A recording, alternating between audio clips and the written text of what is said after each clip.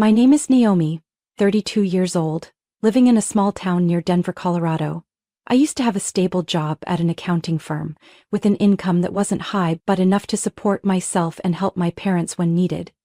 But because I believed the sweet promises of a man, I gave up my career path with my own hands, leaving behind everything that once made me proud, turning myself into a shadow in this very house. I met Ethan at a reunion with old friends. He was 35, a middle manager at a construction company. From the very first meeting, I was drawn in by his gentle words and the way he showed care. Ethan wasn't flashy, but he knew how to make others feel special. After a few months of dating, Ethan started talking about the future. He painted a picture of a home filled with laughter, children, and both sides of the family gathering together. He emphasized, "All I need is you. You stay home and take care of the family. I'll handle everything else out there."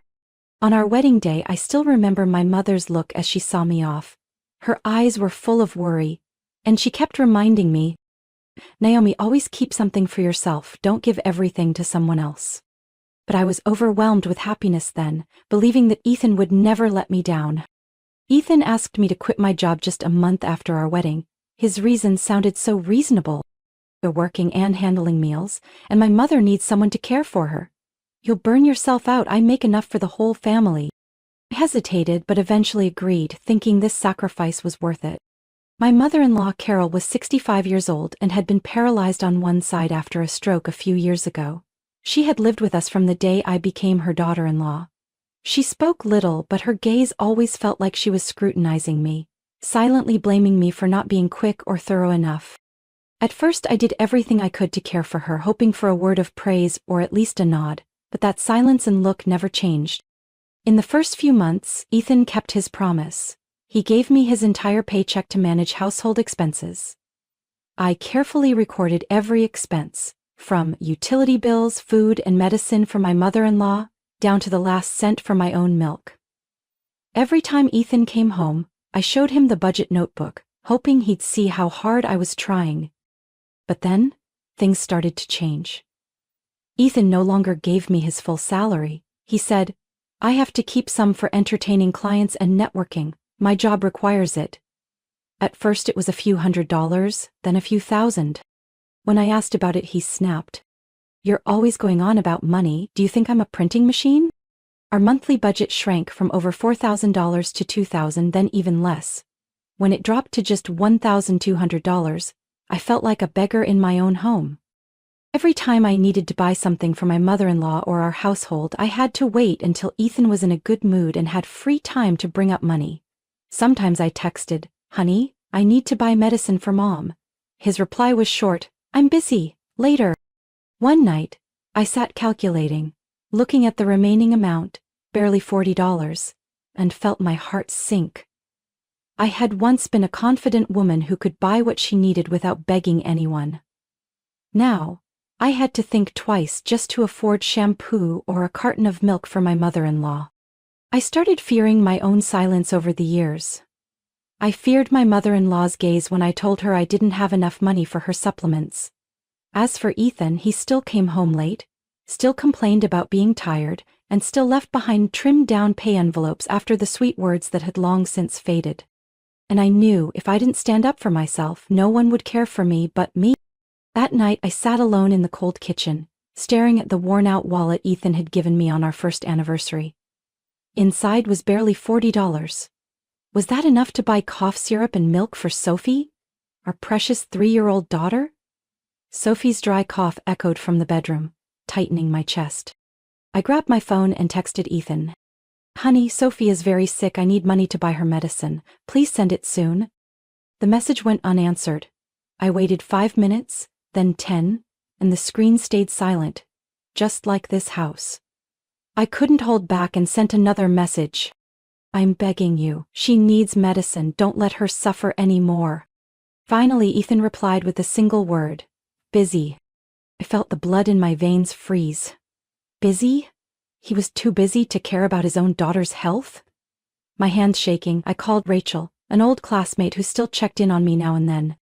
"Rachel, I'm sorry to bother you. Could I borrow a few $100s? Sophie is sick. I need to buy her medicine right away. Rachel didn't ask anything else, she just gently said, Naomi, come get it, don't feel bad. I grabbed Sophie and ran out into the freezing Colorado night, my tears mixing with the cold wind. After buying the medicine, I took her to the nearby clinic. The doctor said she had a mild case of pneumonia and needed careful monitoring. I nodded, holding her hand tightly, silently vowing to protect her at all costs. When we returned, the house lights were still on, but my heart felt dark. I had just laid Sophie down when Carol called out from the next room. Where did you go all night, leaving an old cripple here to starve, useless woman? I bit my lip, swallowing my anger. I went to make porridge for her and set it on the table. She looked at the bowl, then flung it to the floor. A woman like you is only good at putting on a show, can't even cook properly, and you brought a brat into this house for what? Her words cut deep. I knelt down to clean up the mess, tears streaming down my face, too exhausted to wipe them away. Just then Ethan walked in. His lazy glance passed over me and settled on his mother. Mom, what did Naomi do now to upset you?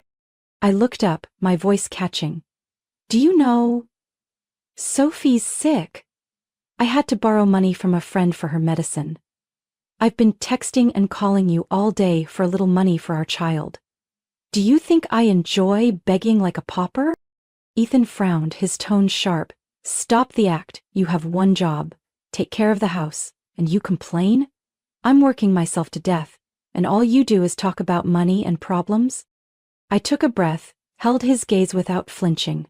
My voice steady now. You're right. I am a problem, because I've stayed quiet too long. But from now on, this Naomi won't bother anyone again. Carol glared at me. What's that supposed to mean? You planning to abandon this house and let me and my son starve? A freeloader like you dares to talk back? I turned to look at her, and for the first time in my life, my eyes held no fear. That's right. From now on, I'm done. No more cooking, no more cleaning, no more caring for anyone except my daughter. I was a fool to think that if I sacrificed, people would appreciate it. Turns out, I was just an unpaid servant in this house. Ethan slammed his keys on the table.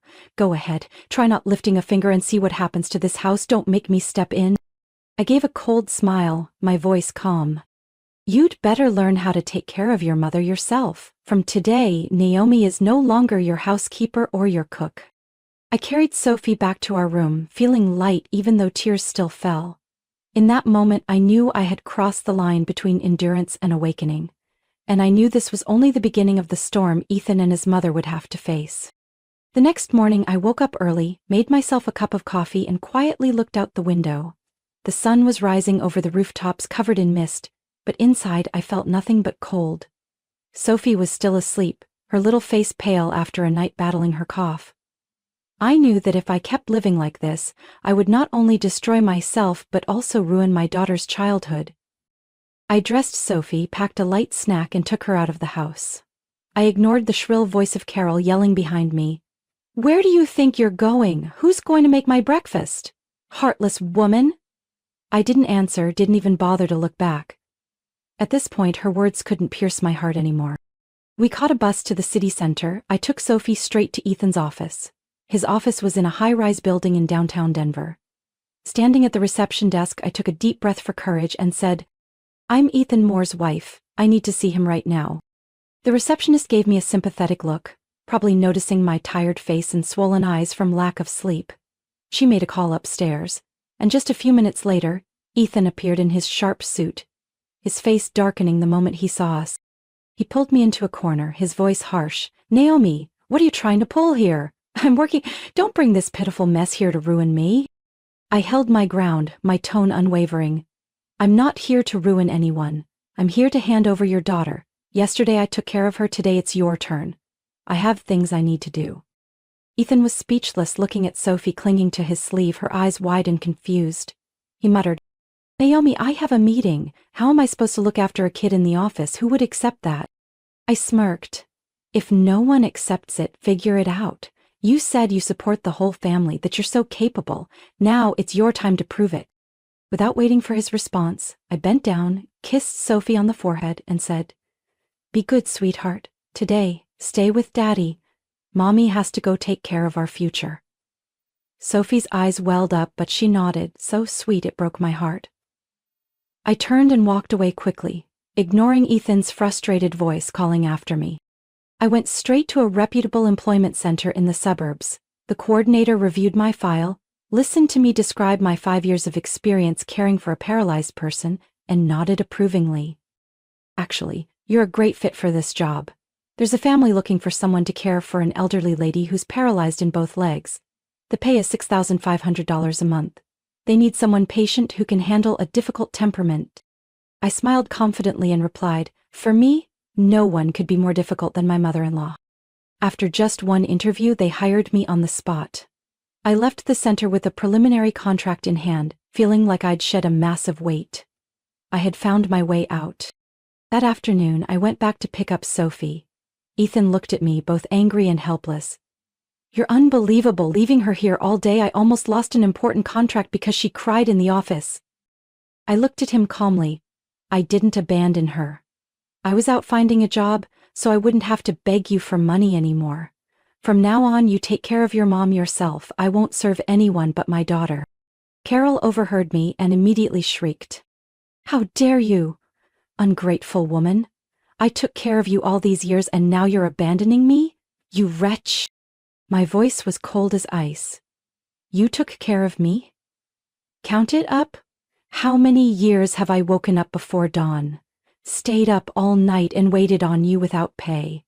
If you hired someone else, it would have cost you at least $5,000 a month. I'm just asking for fairness now. That night, I cooked a simple meal for me and Sophie. Ethan sat in silence, not daring to ask for a bite. Carol grumbled from her room, but no one paid attention. I held my daughter close, and one clear thought echoed in my mind. Tomorrow will be different. Naomi is awake now. From the very first morning I announced I was done with the household duties, that house fell into chaos. Ethan rushed off to work at the crack of dawn, leaving last night's dinner mess still on the table. Carol lay in her room yelling for help every time she needed something, but no one answered. I still cared for Sophie, but I didn't lift a finger for anything involving the house or my mother-in-law anymore. After just 3 days, Ethan was a wreck. He called everywhere to find a housekeeper, and finally hired a young Mexican woman named Maria, recommended by a coworker. Maria entered the house confidently, but within half a day, I heard her sobbing as she ran out the door, muttering in a mix of English and Spanish. She's like a monster. I can't do this. Carol didn't stop cursing. What kind of help is that? So slow just to bring water, probably only good at stealing.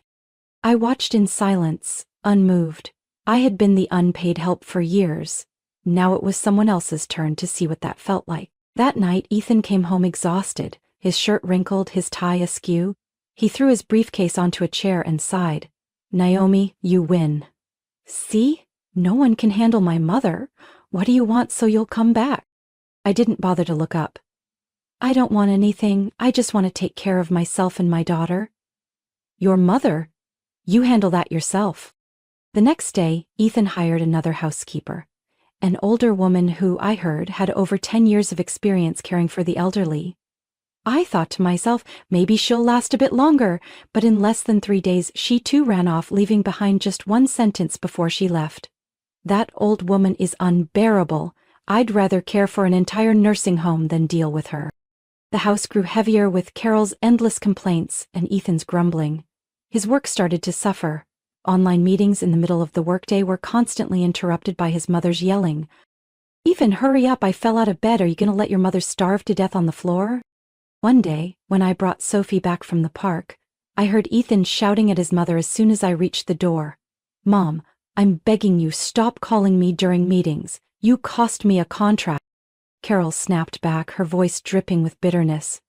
Blaming everything on me? Huh? This is my fault? It's because you married that useless woman that she abandoned you and me? For the first time, I heard Ethan lose it. He roared. It's you who's the problem. If you hadn't made Naomi suffer all these years, she wouldn't have left. Look at yourself. Their shouting filled the house, making Sophie cling to me in fear. I bent down and soothed her. It's okay, sweetie, it'll all pass. but deep inside I knew this was just the beginning of the hell Ethan and his mother had brought upon themselves. Word of Ethan's fights with his mother spread through the neighborhood. The neighbors who once pitied me now whispered.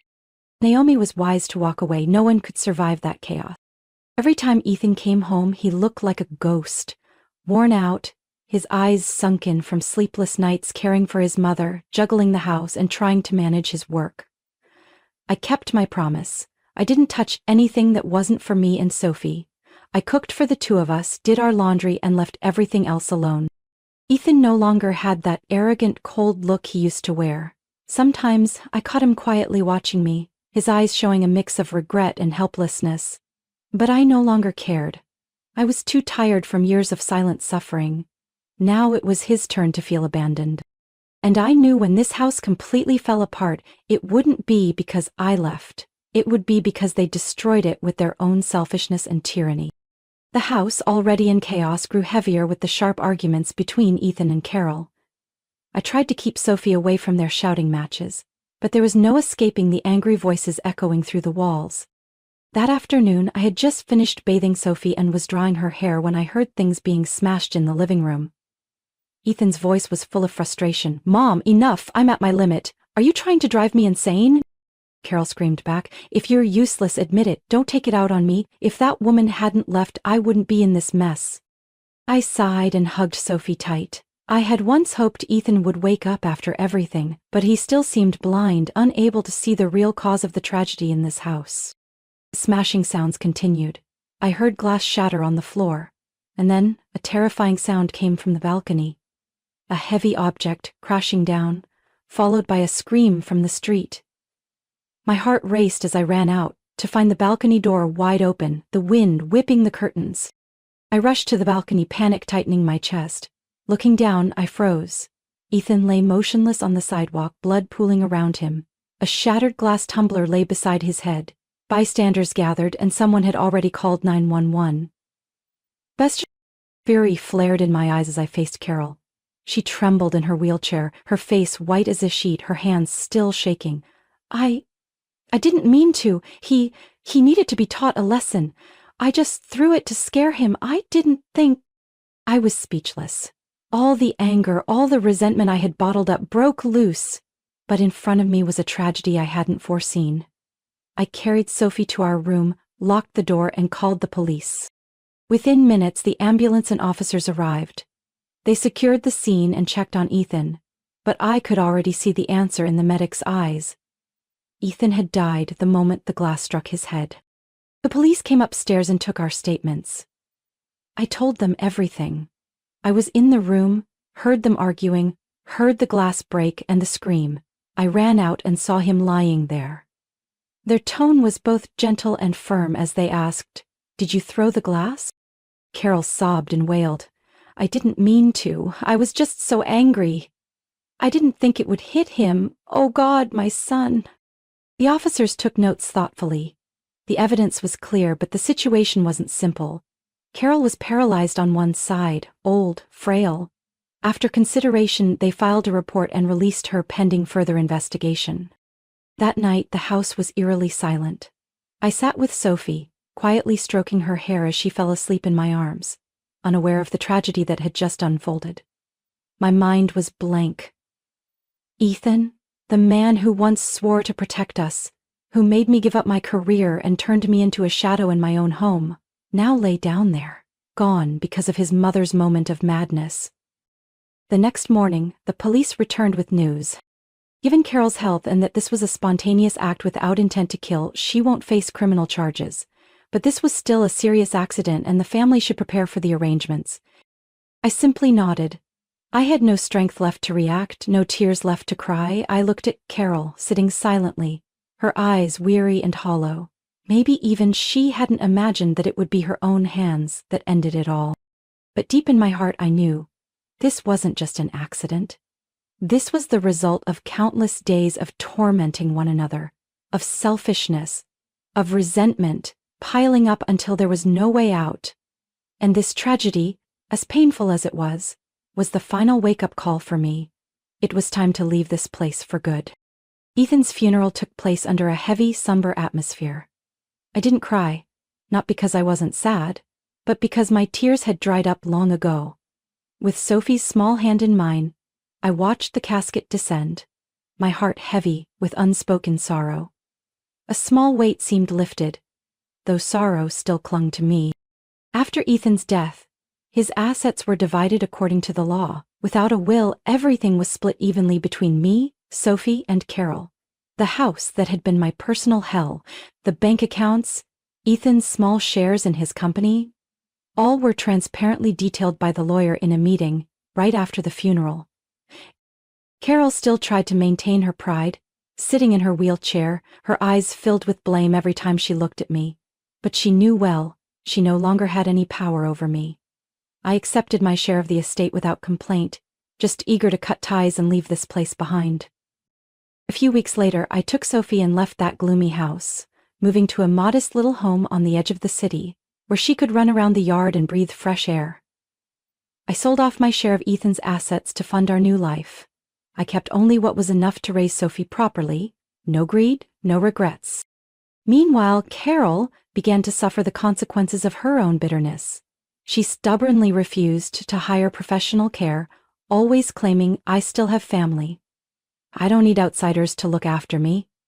But the family she counted on were those distant relatives who had avoided her for years, now showing up pretending to care, after hearing she'd inherited a decent sum. At first they played the part, someone fetched her medicine, someone cooked, someone cleaned. But within a few months, once they realized she was just as difficult as ever, the sweet words faded. In their place were annoyed glances, whispered complaints behind her back. One day I even heard her nephew grumbling over the phone. "Why won't this old woman give up already? How are we supposed to get paid for this forever?" I heard about it all from an old neighbor, Linda, who had witnessed my suffering in that house many times. She called me, her voice both bitter and satisfied. "Naomi, you know what? Carol's being drained dry by those relatives. They hate her, they're just waiting for her to die so they can be done with it." I didn't feel happy, nor was I sad. It was the price she paid for a life spent thinking only of herself and treating others like tools. But Carol was the type who wouldn't give up, even at the end. One day the family's lawyer called me, his voice full of surprise. "Naomi, before she passed, Carol redid her will. She left the entire house and what was left of her assets to Sophie, not a cent to those relatives." I was stunned. Not because I felt joy or regret, but because I understood. This wasn't love for Sophie. It was her final act of revenge against those she once trusted. When Carol died, not a single relative stepped up to handle the funeral. I looked at the cold, empty house and felt a heavy weight in my heart.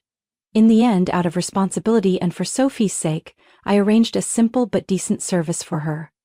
Afterwards, I completed the paperwork and sold the house. The money was enough to secure a good education for Sophie. Carol's relatives came looking for me, both bitter and pleading. "Naomi, at least share a little with us. How can you just keep everything she left behind?" I simply gave a cold smile. What Carol left was her decision. If you're angry, take it up with her, not me.